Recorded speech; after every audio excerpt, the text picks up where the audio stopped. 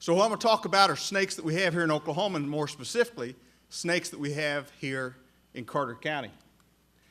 And part of this program I want to address is the fear of snakes that a lot of people have. We tend to be afraid of things we don't understand.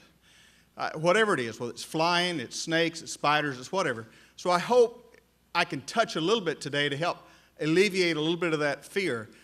So what are snakes? Snakes are animals. We're animals. Snakes are vertebrate animals. We're vertebrate animals. That's about the closest the similarity is. They're reptiles and we're mammals. But they are vertebrate animals. And they're in that reptile family. We have about 46 species of snakes in Oklahoma. 30 of those occur here in Carter County. We only have 3 families of snakes. One family is our venomous snakes, and I'll spend quite a bit of time talking about those. One family are what we call the worm snakes, which I honestly haven't even seen before, but they occur here in Carter County. And then the rest of them are the non-venomous snakes that we have. So what is a snake? A snake is a reptile. It has scales. It's got dry skin. The skin's not slimy. Most species lay eggs. Snakes don't have eyelids. Lizards have eyelids. They don't have external ears. Lizards have external ears. That tongue that they're flicking out all the time is a sensory organ. They're sensing their environment. They pick up odor molecules and run them over the top of their mouth over a thing called Jacobson's organ, which helps them sense your presence. Or sense another snake's presence, or a predator's presence, or a prey's presence. So it's kind of like tasting or smelling, but it's a little bit more evolved than that. They have eyes like we do, most species do, and they see fairly well. They can sense our presence also by the vibration we make when we walk on the ground and stuff. Snakes are ectothermic. We're endothermic. Birds and mammals are endothermic. That means we control our body temperature. Snakes' body temperature, like other reptiles and amphibians and fish, are dictated by their environment. Now, if you want to learn more about snakes, this is a real nice publication you can get from the Wildlife Department here in Oklahoma. It includes every species of reptile and amphibian in Oklahoma with color pictures and descriptions, so it's a pretty handy publication. Now, first I'm going to talk about the largest snakes we have in Oklahoma. We have 3 species of snakes that grow larger than 6 foot when fully grown. One of them is a black rat snake, another one is a bull snake, and the other one is the western diamondback rattlesnake. The western diamondback rattlesnake is the largest reptile we have in Oklahoma, both by weight and length, and probably the most dangerous too, and I'll address that here in a minute. But on the other end of the spectrum, we have 11 species of snakes in Oklahoma that never get larger than 14 inches fully grown. These snakes are so small, their mouths do not get large enough to bite a human being. So, I mean, they're absolutely no threat at all to us. We have the ringneck snake, and you can see where it gets its name. It has that red or yellow or orange ring right behind its head. A variable ground snake. Don't lock in on color when trying to learn snakes. A lot of times, for example, this variable ground snake is called variable ground snake for a reason. It can be this orangish red or brown. It can be earth-colored. It can be red with black stripes on it. It can have a band around its neck. And all these can come out of the same litter of snakes. So they can have quite a bit of variation in color patterns. The flat-headed snake, rough earth snake, a very common snake. Many of these little snakes are fossorial, means they live underground.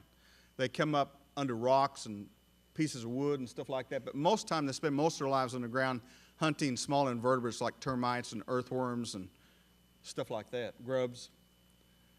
Texas brown snake, we have a lot of these in the gardens right around the ag building, some of the other buildings. I didn't find one this year, but in the past, Brenda's caught one in our building before.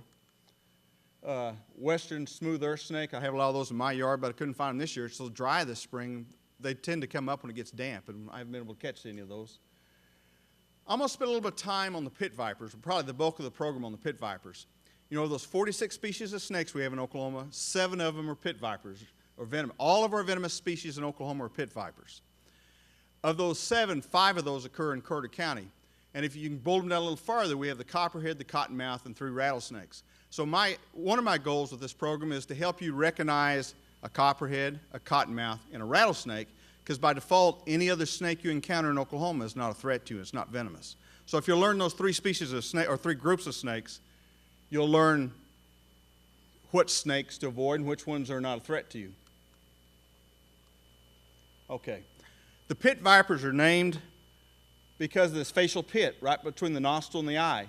That facial pit is a heat-sensing organ. So there's one on each side, so they have stereoscopic heat vision. So if they have heat vision, common sense would tell you they eat primarily endotherms, small mammals and birds and stuff like that. And they generally hunt at night. They're most active at night during the warm season of the year. Another characteristic of this family is the eye. Our pit vipers have an elliptical eye like a cat. All of our non-venomous snakes, with one exception, have round pupils like we do. Okay, so if you see that elliptical eye, it's a pit viper. The only other snake in Oklahoma that's not a pit viper that has an elliptical eye is called a Texas night snake. It's a fairly small species. It does occur here in Carter County. Grows up to about 17 inches maximum size. But it does have the elliptical eye. You can find a snake skin, in your barn or around your shed or something. You can actually tell whether it came off a pit viper or not, if it's got an intact tail part of the. All snakes have an anus or cloaca, and on our pit vipers, the first scales on the underneath of the tail have a single row of scales on the pit vipers. All of our non-venomous snakes, with one exception, after the cloaca or the anus, have a double row of scales. The only exception to that in Oklahoma is the long-nosed snake, which only occurs in the northwestern part of the snake. It does northwestern part of the state. It does not occur here in Carter County.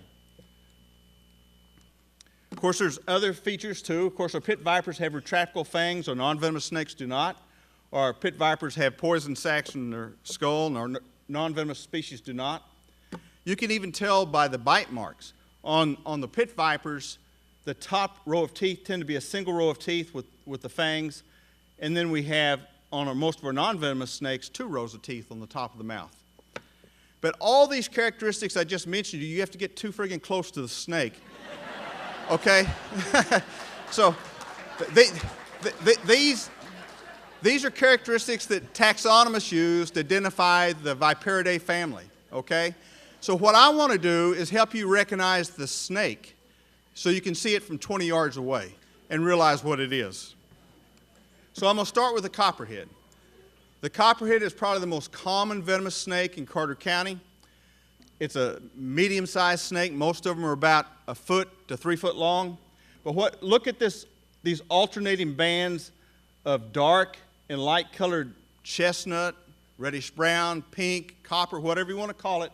You can see 2 color variations here. This is the young of this female. You can see the darker and lighter bands. The bands wrap all the way around the body. They're kind of hourglass shaped. That's a copperhead. It's the only snake in Oklahoma with that color pattern.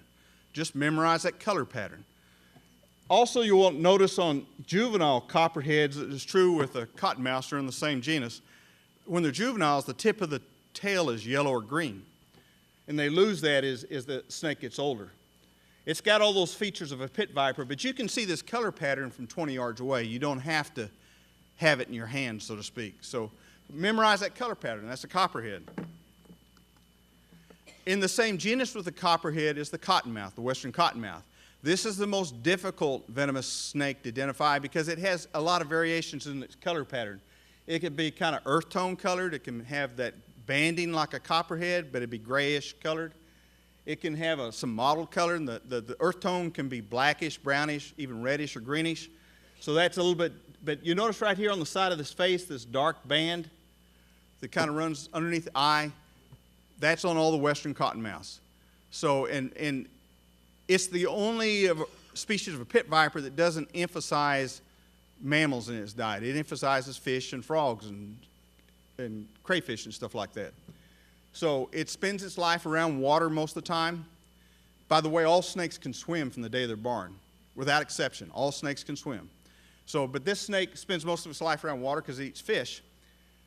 But all of our other native water snakes, which I'll show you some pictures here in a minute, do not have that black band on the side of the face. So you can see that black band a pretty good distance away on a cottonmouth.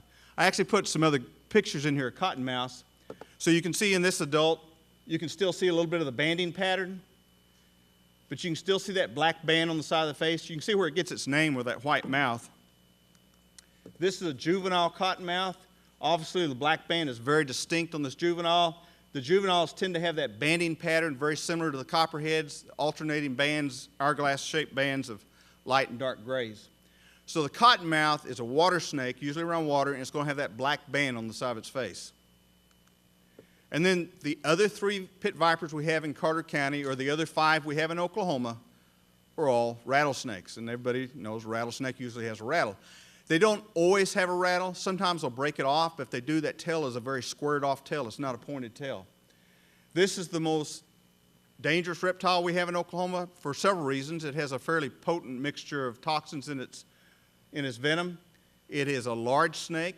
It has large fangs and a bad disposition. That all combined together to make it a dangerous snake. By the way, I should mention on a copperhead, if you get bitten, and we have members in this audience who have been bitten by copperheads before, you're not going to die from a copperhead bite. A healthy adult's not going to die from a copperhead bite. You need to seek medical attention. You're going to have a lot of pain, a lot of swelling, probably some tissue damage, but you're not going to die. I'm not aware of anybody dying in Oklahoma or Texas from a copperhead. But this rattlesnake is potentially lethal. Some people call it a coon-tailed rattlesnake. It's got alternating black and white bands on its tail. It's got these interlocking diamonds on its back. It can have a little bit of color variation, but most of the time it looks like that. The other fairly large rattlesnake we have in this part of the world is the timber rattlesnake. A lot of people call it a velvet tail. The timber rattlesnake always has a black tail. There's 3 color variations of this snake. I brought this color variation with us that Josh caught, but you can see it's gray with black bands, and it usually has this reddish orange stripe down the back. That's a timber rattlesnake. Some people call it a canebrake rattlesnake or velvet tail. There's also this color variation. It's kind of gold with the black bands and that stripe down the back. And there's a third color variation. It's very rare in this area, but it could occur. It's solid black. The whole snake's black. The third rattlesnake we have in Carter County is the pygmy rattlesnake. Now, its rattle is so small, you can't really hear it. It sounds like a mosquito buzzing. The snake is usually 12 inches to 2 feet long. It's not a very large snake. What I would recommend is memorizing this pattern. It's a gray snake with black spots, and it has this stripe down the back too. You see that reddish stripe down the back? Just memorize that pattern. It's fairly common in southeastern Carter County. It does occur in the rest of Carter County, but I see a lot more of them around Lake Murray and east of there. And there's other parts of Oklahoma where it's very common too. Now, like the copperhead, a pygmy rattlesnake is probably not going to kill you if it bites you. It's going to be the worst experience of your life, but you're not probably going to die. I mean, you're going to have pain, you're going to have swelling, and probably tissue damage, but you're probably not going to die. You need to seek medical attention, but it's not a life-threatening bite. But the 2 rattlesnakes, the timber rattlesnake and the western diamondback and the cottonmouth are potentially life-threatening bites. So they definitely need to seek medical attention on those. Now I want to mention one other venomous snake. We do not have it officially in the fauna here in Oklahoma. Some people have seen it along the Red River. Remember, all snakes can swim, so they can swim across the Red River from Texas. But most of you travel, and if you travel to Texas or New Mexico, Arizona, Louisiana, Georgia, or Florida, they also have one other species of snake. Throughout all the rest of the continental United States, we have copperheads, cottonmouths, and rattlesnakes. And then we have this thing. This is not a pit viper. This is a Texas coral snake. There's also an eastern coral snake, a Louisiana coral snake. Now, we have many non-venomous snakes in the United States that mimic this color pattern. They have black bands, red bands, and either white or yellow bands on them. But on our non-venomous snakes, the red band touches the black band. On the coral snake, the yellow or white band touches the red band. There's a Boy Scout rhyme. Red and yellow, kill a fella. Red and black is safe for Jack. Okay, so we have several snakes in Carter County that have black, red, and either white or yellow bands, including that variable ground snake, the milk snake, and some others. So you need to recognize this. Now, this isn't a very aggressive snake. It's also fossorial. It lives underground. So people tend to get bitten only when they pick it up. So unfortunately, it tends to bite children because it's a very colorful snake. It's not like a rattlesnake. It's not going to strike you walking down this trail. It's going to bite you if you pick it up or step on it barefooted, okay? But unfortunately, even though you remember all of our other venomous snakes in North America are copperheads, rattlesnakes, or cottonmouths, which are all in the pit viper family, this is in the cobra family. This is in the Lapidae family. So this is the only exception. So it's primarily neurotoxins versus hemotoxins. So the bite's not as painful. It's just more fatal. So what it does, it tends to shut down your central nervous system, which you kind of need. So it's not a very large snake. It's usually less than 3 foot long. It's usually 1 to 3 foot long. And it's not a very aggressive snake. But it is one to pay a lot of respect for. Now, in terms of safety, I want to mention a couple other things, and then I'll show you a few of the snakes here in a minute. The most important thing when you're outdoors in Oklahoma is just watch where you put your hands and your feet. And the second most important thing is don't stick your hands and your feet someplace you can't see. I mean, it sounds simple. It sounds simple. I mean, there's probably nobody in this audience that messes with snakes as much as I do, although Bill's trying to be that way. But I've never been bitten by any kind of snake, venomous or non-venomous. Knock on wood, it may happen someday. But I watch where I put my hands and my feet when I'm walking outside, or climbing a rock wall or whatever. I don't stick my hand over a ledge where I can't see, and I never stick my hands under something. If I'm going to pick up a piece of metal or wood, I'm going to get something else to lift it up first so I can see under it, and then I pick it up. So don't stick your hands and your feet someplace you can't see. You follow that simple rule, and you'll never get bitten. But now that you all know that, you may know somebody that gets bitten someday, and what should you do? And really, we've kind of gone away from the cutting and sucking the venom and using cold packs and all that kind of stuff. Really what you want to do, the hard part is get the jewelry off real quick and try to keep them calm. That's the hard part, trying to keep them calm. They're excited, they hurt, but try to keep them calm as much as you can. Try to get them to a vehicle if you can carry them, but if they can walk, try to keep them from running, and just get them to the hospital. If you can safely kill the snake, put it in a container like a bucket or a trash can, and take it to the hospital so they can get a positive ID on what kind of snake it is so they know what kind of anti-venom to give them. Okay, and you need to realize dead snakes can bite. And I'm not being joking here. I'm serious. Ectotherms like that, their muscles die differently than ours do. So a dead snake can still strike and inject venom an hour or two after it's actually dead. So you need to be respectful of that dead reptile, okay? And but that's basically all you want to do is just try to keep that bit part of the body lower than the rest of the body. Try to get them to the hospital. We don't generally recommend tourniquets anymore. You know, if you keep all the venom in that area, you're going to lose the muscles in that area from a pit viper. Also, we don't use the cold packs. There was a time we used freeze packs on snake bites. That keeps all the venom in that area. You're going to lose all the muscles in that area. So, you know, it's a hemotoxin in the pit vipers. It primarily breaks down tissues. So you actually want some dilution. So anyway, you just try to keep them calm and get them to the hospital. Now, if you have a lot of medical knowledge, you may want to do a cut over the bites if you're going to do it within a minute of the bite or something and draw the venom out with some type of suction. But if you don't have a lot of knowledge about human anatomy, they quit recommending that because a lot of people are cutting arteries and stuff like that, which is worse than a lot of snake bites. And so they don't recommend you do that anymore. But I'll tell you one thing that I would consider if I was a pretty good ways from the hospital. I'd probably take a spark plug wire off the car and touch it to the bite and tell somebody to crank the car. You know, the spark plug sends out about, or the can't even think of the right word, whatever sends the spark, the coil, send on the modern car send about 18,000, 20,000 volts. And there's some research that shows that actually breaks down a lot of the proteins in those complex hemotoxins. You got to do it soon after the bite. And I would do it to myself if I was going to be more than a half an hour from the hospital or something like that. But that's about all you should do other than that. I was going to wrap it up by showing you a few non-venomous snakes we have. I remember I showed you the black rat snake. We also have a Great Plains rat snake. Some people call it a corn snake. It's often sold in the pet trade. It domesticates down a little better than some other snakes. It doesn't get as large as the black rat snake. Eastern racers. This is one that really teaches the lesson about color. An eastern racer can be black. It can be green, red, blue, yellow.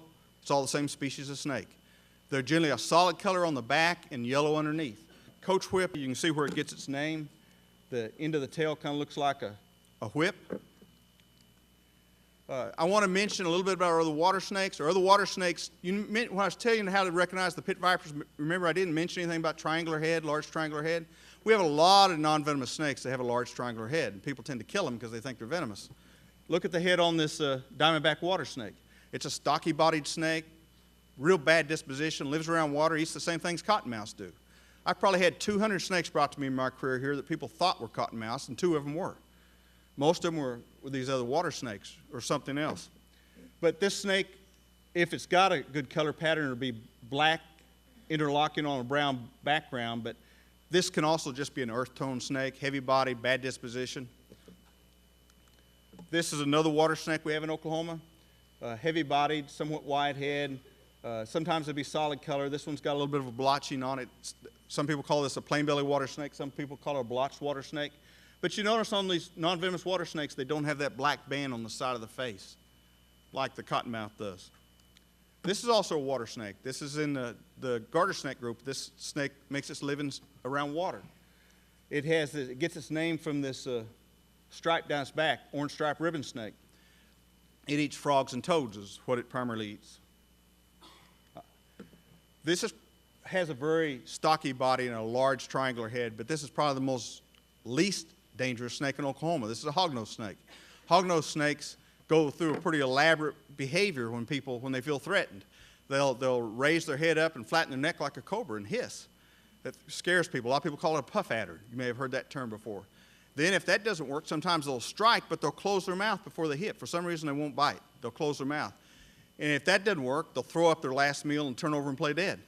And you can flip them over and they'll turn over and play dead again. But they're completely they won't bite people for some reason. Something about the behavior, they won't bite people.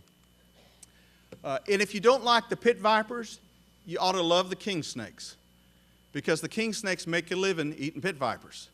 And so we don't have a lot of king snakes in Oklahoma. We have 3 species, and they're never very abundant in any area, but they're immune to the pit viper venom, and they'll willingly swallow a pit viper as long as they are. And they won't hesitate. You can't ever house them with another snake or a lizard because they'll eat it. That's what they live on other reptiles. But this is the prairie king snake. This is the speckled king snake. And this is the milk snake. These are all king snakes. And these all occur here in Carter County. And they're never very abundant, but I've seen the other 2. Now, Jim Johnson's seen this one, but I haven't. But you notice it's got the black, red, and either yellow or white bands. But in this milk snake, the red band touches the black band. The red band does not touch the white or yellow band. I want to thank these people. All these people collected snakes that you're going to see this year, as well as myself. So thank you.